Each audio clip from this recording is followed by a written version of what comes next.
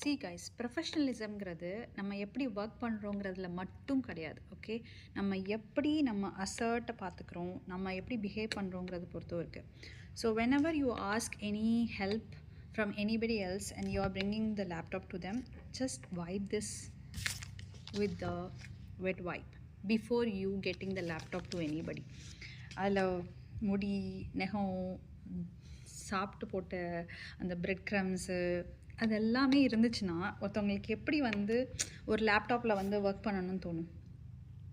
So make sure ஒரு headset borrow பண்ணுறீங்க அப்படின்னா அது ஒரு டிஸ்இன்ஃபெக்டட் வச்சு வைப் பண்ணிவிட்டு ஹேண்ட் ஓவர் பண்ணுங்கள். நீங்கள் வாங்க அப்புறம் அதை வைப் பண்ணிட்டு யூஸ் பண்ணுங்கள். அண்ட் செகண்ட் திங், ஒரு டீம் டின்னருக்கோ லஞ்சுக்கோ போனீங்க அப்படின்னா முடிஞ்ச வரைக்கும் கொஞ்சம் கம்மியாக ஆர்டர் பண்ணுங்கள்.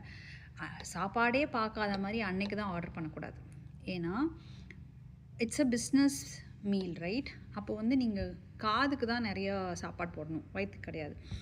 அப்புறம் உங்களோட டிக்னிட்டி மெயின்டைன் பண்ணணும் by ordering very less and then eating less in front of the client முன்னாடி தான் அன்றைக்கி தான் நம்ம சாப்பாடு கிடைக்காத மாதிரி நம்ம பிஹேவ் பண்ணக்கூடாது.